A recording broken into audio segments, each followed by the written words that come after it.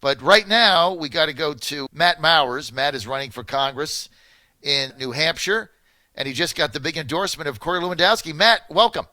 Thanks, John. Great being on the show, especially on a big day like today where we were able to get Corey's endorsement for our campaign. Really shows a great shot in the arm of momentum for the campaign, and we feel really good about the direction we're going in. I know there's 2 swing districts there. Steve Negron, we've already backed him. He's going against Ann Custer. What district is that? 1 or 2? I always get it mixed he's up. in 2. We're in District 1. You're in 1. So that's the swing district where it goes back. This is the back. Trump district. Yeah. The Trump district. So tell us about, what's crazy in New Hampshire? Your primary is in September or something? September 8th. Yep. It's nuts. Yep. It's like the Incumbent Protection Act.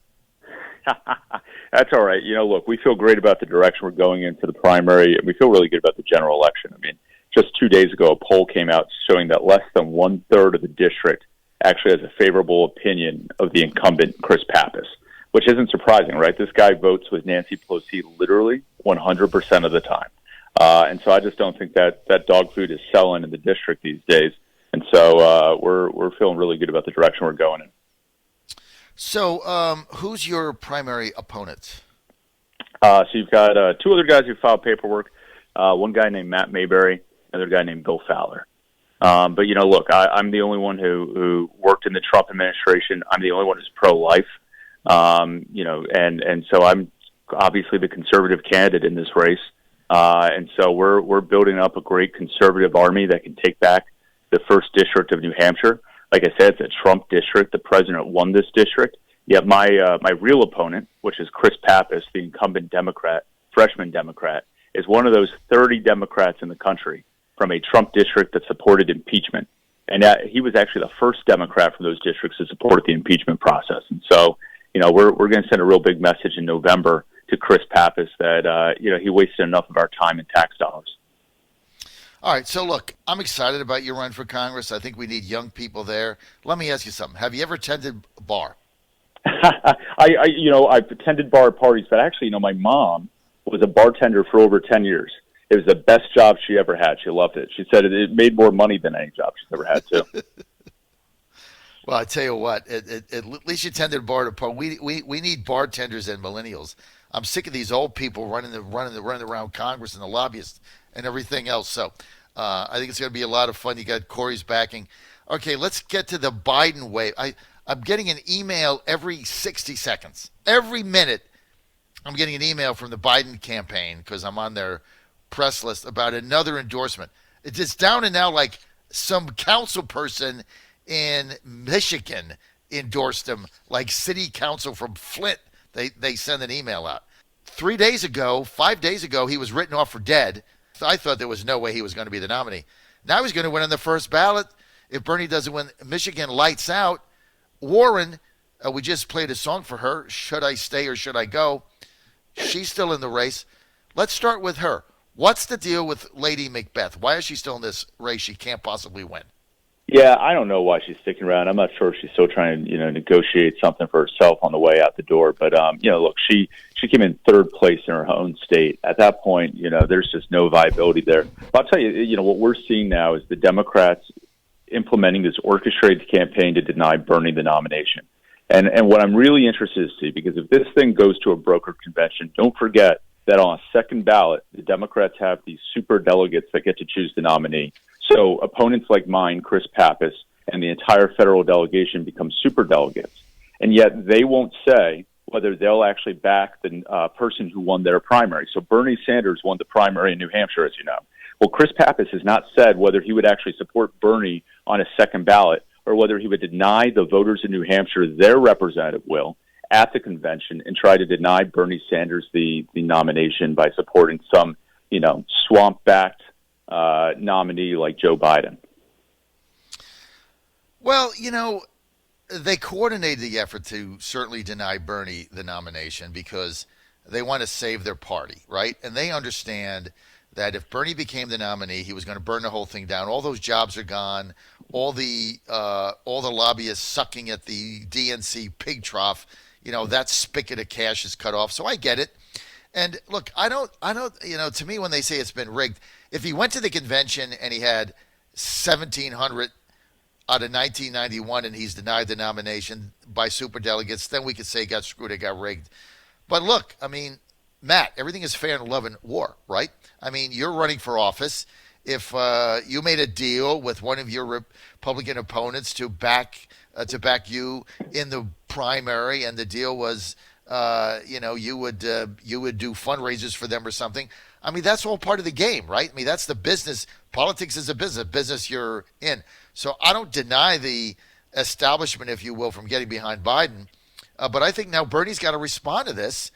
Yeah. And, Bernie Bernie is, up to this point, Bernie has been a pillow fighter, right? He kind of criticizes Biden, but he never really, my friend Joe, he never really goes there. I mean, if he's going to try to win this nomination, he's got to go out, tell me if I'm right, the next 5 days, and he has to open Joe Biden up like a boiled peanut. Short of that, he's dead. Yeah, you saw that on just the primary night of Super Tuesday. Bernie was up there, and he was beginning to draw that contrast, right? Let's remember, so we're talking about Michigan. Joe Biden was the one who was pushing the Trans-Pacific Partnership. Joe Biden's the one who supported NAFTA. Joe Biden's the one who also, by the way, supported the Iraq War. And those are all the things that are anathema to the Democratic base, and especially to the blue-collar, working-class people of a state like Michigan. And so Bernie Sanders started calling Joe Biden out for that on primary night. So look, when I think Bernie's going to go to the mat. I mean, this is his last chance to become president, and to become the nominee of his party, or not his party, but the Democratic Party, because he's not even a member of the party. But right. And so he is not going to go down without a fight. I think you start seeing that on Tuesday night, and all I've got to say, John, is for guys like you and me and Corey, who you mentioned, are supporting our campaign today, we're just going to pop some popcorn and watch for a little while. I don't think this thing's going to be over anytime soon. Remember, because they don't have winner-take-all states. So this is all going to be a proportional delegate allotment, which means that this thing could be going on for a long time if Bernie's able to turn things around here in the next week or so. Okay, I agree with you. Also Biden was remember, Biden and Obama were for the, Trans-Pacific Partnership Act, TPP. I mean, that's when the whole Trump thing started, when they tried to jam TPP down our throat in the middle of the night, and some of us went crazy over this. This is back in 2014, right? Before 15. We went to Trump's office at Trump Tower and got him to cut an ad against TPP in September of 2014, right? Back before he even hired Lewandowski. He did an ad for us that we ran on the radio in Virginia, New Hampshire, South Carolina. So it goes all the way back to that. But I agree with you, Matt Mowers. I mean, Bernie has got to get rid of the, my pillow fight or whatever he's doing. And if he's going to be viable now, he has got to take the gloves off, because they certainly play hardball with him, don't they? Oh, yeah, they're playing total hardball. And he's got to know that the Democratic Party is doing everything they can to deny him the nomination. Everything they can. And remember, at the end of the day for them, it's a zero-sum game. Only one of them can win. And so, I think what you're going to see is Bernie actually, dig down and dig deep and actually probably pull off some surprises in the next week. You're going to see the Democratic convention go on for a while. Oh, well, we're united behind our president to making sure that he's successful in November. And let's not forget, if Joe Biden emerges as the nominee, he's going to do so weakened and bloodied more so than any nominee from either party in probably a generation. This is a guy who is essentially out of money, who has hardly any organization on the ground, all while you've got the Trump campaign, which is among the best organized campaigns, if not the best organized campaign in American history. We here in New Hampshire, we actually had the millionth door knocked on a month and a half ago, nationwide by some volunteers, by a Trump volunteer, a great supporter of mine named Lily. She knocked on the millionth door, so I think it shows the organization of the Trump campaign. This is an organized campaign, and we're going to win.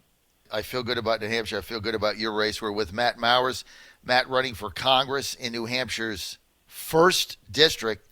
He's got a couple of primary opponents trying to oust Congressman Pappas, and his primary will be decided September 8th, so you'll be hearing a lot from him. He's a millennial, great guy. Just got the endorsement of Lewandowski. So if you're good enough for Corey Lewandowski, Matt Mowers, you're good enough for the John Fredericks Radio Network. We follow Corey's lead, lest he kick me out of his house. John Thanks, Fredericks. thanks, John. Appreciate it. And, if folks want to join in, they can go to mattmowers.com, join the team and get involved. It's an exciting campaign, and we're going to win and make sure there's a Congress that works with this president, not one with supporting Nancy Pelosi tearing up the State of the Union behind him. All right, go to mattmowers.com, just backed by Corey Lewandowski. You're on the John Fredericks Radio Network, and we're trucking the truth.